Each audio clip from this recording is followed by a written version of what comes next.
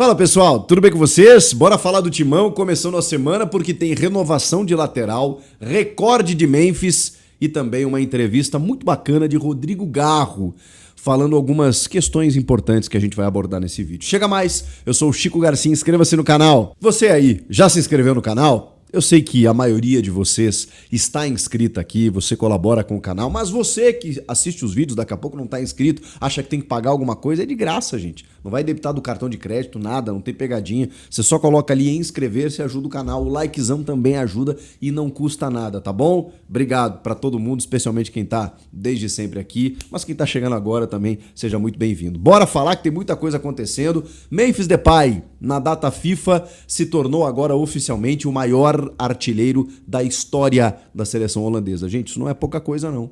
Não é pouca coisa. Vocês viram a lista dos principais? Eu sou de uma geração, anos 90, né, que passou trabalho com a seleção holandesa, Copa de 94, Copa de 98, grandes atacantes, grandes jogadores, já naquela geração, né, uma geração de ouro. Eu lembro que o Grêmio decidiu um campeonato mundial, o Intercontinental lá em 95 contra o Ajax, que era a base dessa seleção holandesa, o Kluivert, centroavante, os De Boer, né, jogando no time, Dennis Bergkamp.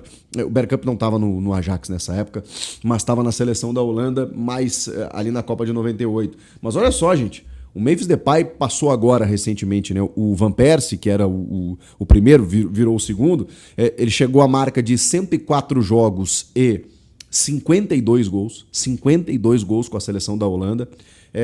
O Van Persie tem 50, né? Então ele já passou em 2 gols o Van Persie. O Huntelaar, 42 gols lá atrás, é o terceiro. E aí você tem, cara, nessa lista, como eu falei, o Kluivert, o Bergkamp, o Robben. Pô, o Robben é da nossa geração, né? Agora me senti novo, né? Geração 2010 pra cá, o Robben, cara. O Robben tem só 37 gols. O Memphis tem 52. Van Nistelrooy, Johan Cruyff. Tudo bem, não era um atacante propriamente dito, né? O Cruyff jogava em todas as posições, mas o Cruyff era um jogador lendário da Orange, né? E tem apenas 33 gols marcados e 48 partidas. O Memphis tem mais de 100 jogos e 52 gols. Cara, é a média, né? Um gol a cada 2 jogos. 104 jogos, 52 gols. Enfim, o cara joga no Brasil, joga no Corinthians, acho que não tem como a gente minimizar isso. É muito significativo.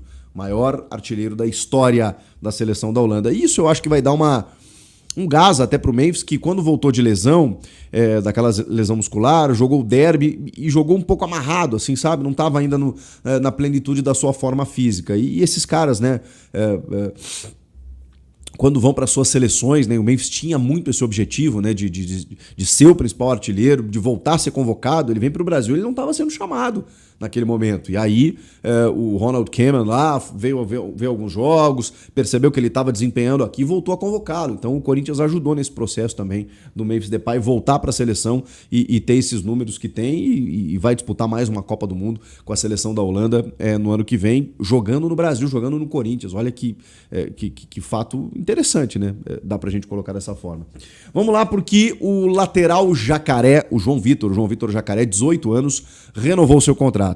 Depois do que aconteceu, né, com o Cauê Furquim lá, que o Bahia veio aqui, pagou a multa, levou, o Corinthians começou a tomar algumas precauções. E o Jacaré, talvez até por isso, não estava nem recebendo tanta oportunidade, né? Tanto que o Dorival estava usando Félix Torres, Charles, Kaká, vários jogadores ali na posição para substituir o Mateuzinho eventualmente. Agora não. Agora Mateuzinho tem um substituto imediato. O João Vitor Jacaré vem treinando com os titulares, vem treinando, ou pelo menos com o grupo, né, dos profissionais. Vai ser relacionado cada vez mais a partir de agora. Ele já jogou 2 partidas pelo profissional no Campeonato Paulista, se eu não me engano, Novo Horizontino e Portuguesa, ainda sob comando do Ramon. Com o Dorival ele ainda não jogou, mas vem sendo relacionado e agora mais ainda, porque estendeu seu contrato, que vencia 1º de novembro de 27, ele estendeu até 30 de outubro de 29, multa rescisória, que no Brasil precisa corresponder ao salário, então ele tem uma valorização e a multa o máximo que eles conseguiram, mais a partir de agora, e será o substituto imediato do lateral Mateuzinho, o João Vitor Jacaré. Para fechar esse vídeo, o Rodrigo Garro deu uma entrevista para o Bola da Vez, para o Resenha. Olha, eu estava na cabeça com o Bola da Vez, porque é o programa, né, de entrevistas assim, né, que normalmente a galera vai lá, conta a vida e tudo mais, mas ele participou do Resenha, vejam só, né? Com o André Plihal, o Fábio Santos, né? Que fez a ponte, provavelmente, né? Mesmo que por pouco tempo eles tiveram um mínimo convívio ali, né? O Garro chegando, o Fábio Santos saindo do Corinthians, e o Fábio Luciano também.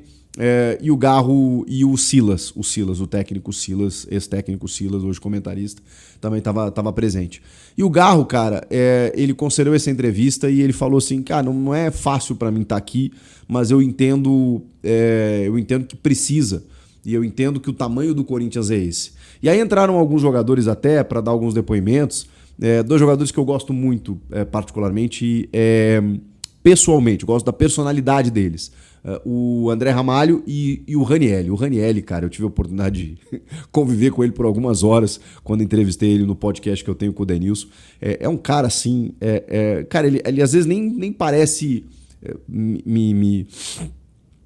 entendam o que eu vou dizer, ele nem parece jogador, assim, né? Porque ele é muito simples, muito simples. Eu não tô dizendo que todos eles são distantes e tal, mas o jogador ele tem uma condição diferente, mesmo com a gente que é jornalista e tal, a gente, né, entende o espaço do jogador e tal. O Ranielli, cara, ele gosta de games e ele fala de tudo, cara. Ele é um cara muito, assim, aberto e tem uma história de vida também muito maluca, assim. E ele falou sobre o Garro, sobre o dia a dia, o quanto ele exerce essa liderança, né, no dia a dia, o quanto eles são importantes. Eles chegaram juntos, inclusive, e aí o Garro até demorou para estrear, né, por conta daquela questão burocrática, jurídica lá do Tajeres, que ainda está dando pano para manga, mas enfim.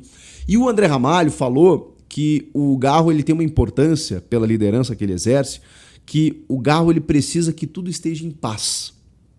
Então, quando tem algum conflito, quando tem alguma polêmica, quando tem alguma bronca, o Garro é o cara que tenta colocar tudo numa boa. Isso, cara, se verifica muito até de forma externa, quando a gente viu naquele episódio, né, da camisa 10 e tal, ele mesmo não aceitando naquele momento, né, mesmo não querendo e tal, perder a 10 naquele instante, não por conta do Memphis, mas enfim, porque a 10 era importante para ele. Ele pensou no clube acima de tudo, ele, sabe, colocou panos quentes, seguiu a vida dele. E o Plihal até pergunta, né? Já tá mais confortável? E ele sim, ele entende, pelo menos ele respondeu que sim, né? De que a 8, a maneira como o clube tratou a transferência, né? Ele recebendo a 8 do filho Gustavo Vieira, o filho do Sócrates, ele entendendo a importância da camisa 8 para o clube. De que hoje tá super adaptado aí com a camisa 8.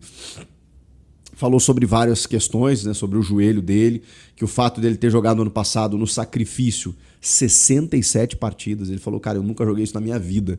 Joguei 67 partidas e é óbvio, né, que isso agravou a minha condição.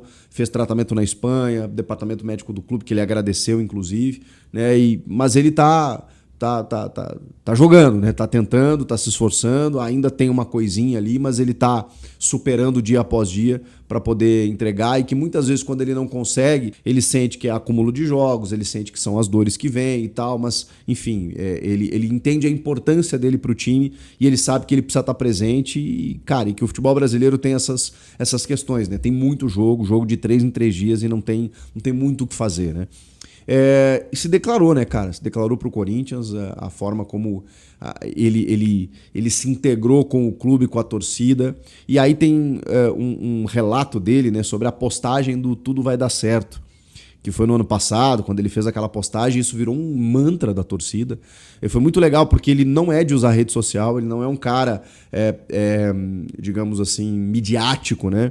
E ele achou que aquilo fosse necessário até para comunicar para os funcionários do clube. Olha onde ele foi, cara. Porque eles perderam... Ele falou, cara, da noite pro dia a gente perdeu patrocínio de camisa, né, ninguém sabia o que ia acontecer, sabe? O presidente na Berlinda, ele não falou isso, né? Mas eu tô dizendo. Eram muitas notícias ao mesmo tempo, os caras não sabiam. Ah, o goleiro vai embora, os goleiros, né? O Cássio e o Carlos Miguel não sabiam, sabe? Muita coisa aconteceu ao mesmo tempo ano passado. E muitos funcionários do clube, com essa instabilidade, cara, estavam meio à deriva, assim. E aí o Garro vem e faz aquela postagem e o torcedor acreditou nisso, né, cara? Tudo vai dar certo. E não é que deu, porque o Garro foi o melhor meia do Brasil. O Corinthians emendou 9 vitórias seguidas, saiu da zona do rebaixamento, foi para a Libertadores, terminou o ano de forma mais do que digna, né? Brilhante. Então, assim, como eu já disse outras vezes, cuidem desse cara. Rodrigo Garro, ele é especial, cara. Ele é especial aqui, ó. Ele é um cara que se entrega, um cara que se doa, se identificou muito fortemente com o clube, com a torcida, joga muita bola, pode até não estar jogando em 25 o que já jogou em 24, mas eu acho que a gente vai ver agora, nessa reta final com o Memphis e o Yuri, algo semelhante do que a gente viu no ano passado. Tenho impressão disso, porque o time demorou, mas encaixou, inclusive com algumas peças que estão aumentando um pouco o elenco. E, cara, além de tudo isso, né? Além dele jogar muita bola, dele ser identificado, ele é um cara muito maduro. Passou um perrengue, assim, um drama na vida pessoal, porque não é fácil, claro que, né, a gente está falando de uma tragédia, enfim, né, de um outro ser humano, mas para quem vivencia isso desse lado também, da maneira como aconteceu, não é fácil, não deve ter sido fácil para ele também passar por cima de tudo isso.